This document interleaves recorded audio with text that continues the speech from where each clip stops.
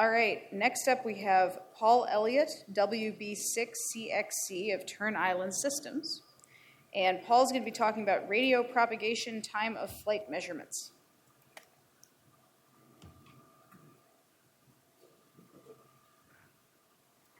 Thank you. While we're waiting for this, I just want to reiterate how much I appreciate people like Michael Howen. I mean, this really is not his day job whatsoever, yet he is bringing absolutely tremendous advances to what our system can do on a scientific and an engineering level, and it's just absolutely fantastic. All right, it looks like we are making good progress here, and there you go. All right, thank you. That Paul Elliott, WB6CXC. Thank you. Good morning, everyone. Okay. Excuse me, is there a way that we can get the presentation also on this screen here so I can see what I'm talking about? Or otherwise, I'm going to be turning my neck. I'll do that. Yeah, I'm going to talk about what we're doing. Oh, there we go. Thank you. I can see it now. Time of flight measurements, really time of arrival measurements, and integrating those into the Whisper Demon receiver network. I'm going to thank a bunch of people right now because I tend to run long, so before I get the hook, I want to make sure, Nathaniel, Dr. Frissell, thank you. Scott Newell, who's done some incredible work on the software that we're going to be using for this. Robinett, who without him, I wouldn't be here at all, really. I wouldn't. That's how I learned about what's going on with HamSCI and Whisper Demon. Amazing work there. Clint Turner, another ham who's not here today, but he's done some significant work that in many cases, I kind of steal what he started and then maybe turn it into, I put it in a box. Griffiths, who will be giving a presentation tomorrow remotely, is using the data that the HamSCI and the Whisper Demon networks are generating and done some amazing analysis with that, and I'd like to thank him for that. And who did I leave off? And Phil Karn. Phil, you're going to be mentioned time and time again, but definitely what we're doing, kind of standing on your shoulders. Thank you. Okay, I'm sorry that I don't know if I can... Hey, it worked. Okay, so I just learned how to flip the slides. This is the abstract. It's on the presentation. I just wanted to have it up here for those who are going to be reading this later. I'm Paul Elliott, retired electronics engineer. I'm also a vice president on the board of directors of Tapper, Tucson Amateur Packet Radio. Had an extra class license, got my novice back around 1974. I don't really get on the air that much, but I'm a retired engineer, but I'm still an engineer. I just love doing this stuff. I have a very small company, Turn Island Systems. You may have seen the Whisper Sonde that Nathaniel mentioned. That's something that I make in my garage.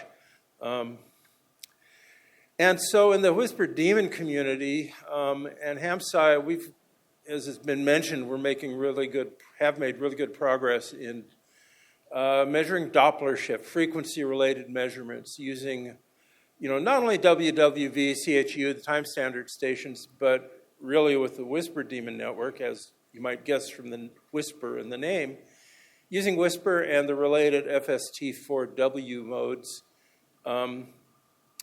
to really collect a huge amount of data across many, many transmit-receive paths. It's not just WWV, but Whisper and similar transmitters around the world, and transmitters and receivers around the world. So we've got a huge number of paths that we can collect data on, 24 hours a day, many frequencies simultaneously. The Whisper Demon that was mentioned, the Whisper Sonde, my transmitter box. There's one down in Antarctica. There's one up practically at the North Pole, and there are several scattered throughout this, the northern and a couple in the southern hemisphere beyond Antarctica. So anyway, that's all good for Doppler shift measurement, frequency measurement. And with our transmitters, we've stabilized them using GPS-disciplined oscillators. And receivers, again, we've got GPS-disciplined oscillators stabilizing or driving the reference clocks, the sample clocks, and the analog to digital converters. So we can measure frequencies very accurately, therefore Doppler shift very accurately. But we haven't done much with time. Time of arrival, and with that we can get time of flight if we know what the transmitter characteristics are. Time difference of arrival, let me move on. But we haven't done much with time yet.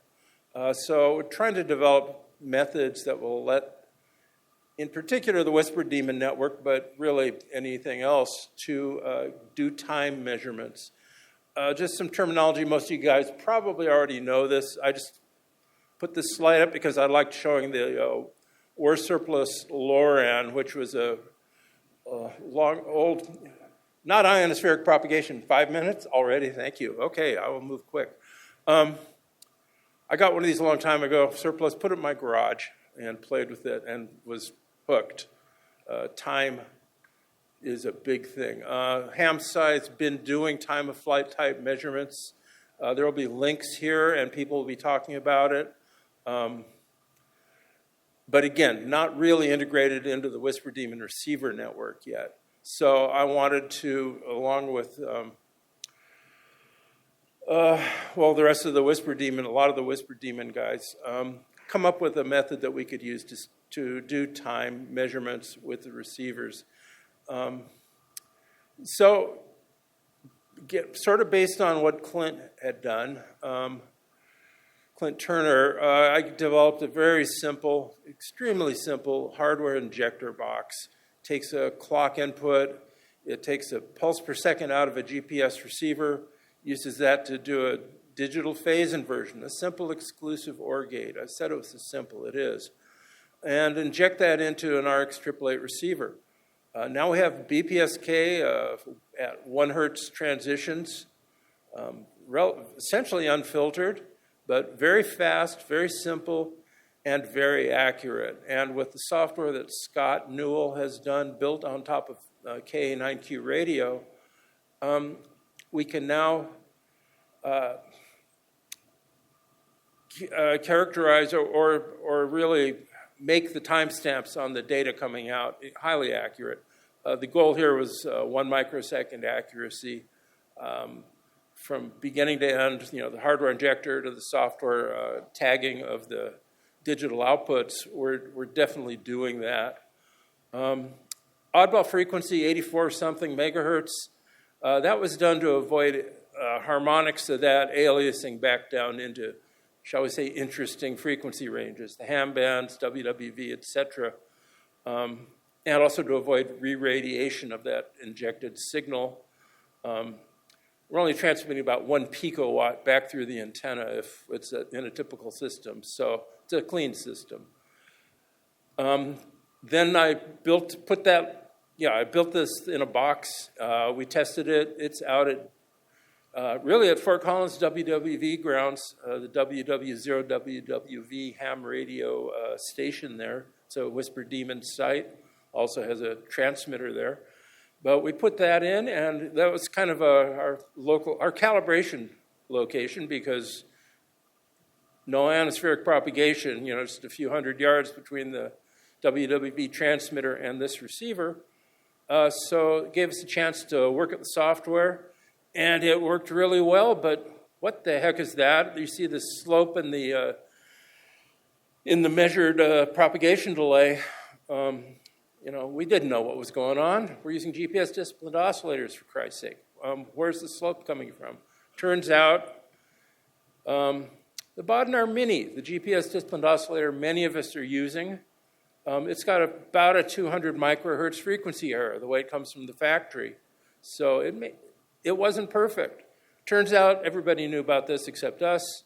There's a firmware upgrade that removes that. It had to do with the method they were using to stabilize. it was faster resynchronizing the way they did it, but it did give that frequency error. So after the update, you see a lot of variation on this chart, but the scale's only it's less than 100 nanoseconds total peak-to-peak variation here. But what it's showing is that the updated BODNAR is dead on long-term frequency accuracy. And the short-term variation is well under the noise for the types of things we're supposed to be doing. And most of that variation is probably due to the GPS PPS that I was using. Time, how much? 1 whole minute, okay. So then, updated it. This is the box, time sync box. Very similar, just it's easier to install. Costs about the same as an RX 888. Sorry about that, but I'm not based in China. That's all I can tell you. But it can be used with K9Q radio and the software that Scott Newell's doing. Rob and I installed this at KPH in Point Reyes. It was easy and it worked, and we're getting good data from that. There's a gap in the middle because of propagation, but this is 20 megahertz WWV, measuring about 5.5 milliseconds time of flight measurement, because we know when they're transmitting. So we've got this. This is the injector box. It can also be used as a very simple transmitter, software-controlled data patterns, and we need to have, all of us who are interested in this subject, need to have a good discussion on what we want to transmit. Mentioned the 888. This is a tapper design that basically takes a 888. It throws out stuff we don't want or haven't been using, but it is truly open source. Anybody here will be able to take this once I get it debugged and build their own if they want based on this. Circuit board schematics, netlist, all that will be available. Because the 888 comes from sources that we don't know much about sometimes. So it's good to have it under control.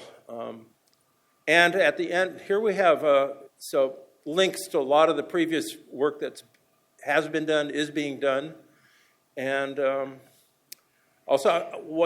thank you, everybody. And also thank my wife for letting me come out here. And my grandson, Nikolai, who may be watching right now. Hi, Nico. Back on the West Coast. So thank you very much, and please come and talk with me, talk with any of the Whisper Demon guys about this, because this is work in progress. We need to talk to people who are actually going to be using this information so we know what to provide, but I think we can really expand the dimensions of what the Whisper Demon network and other systems will be able to do. Thank you very much.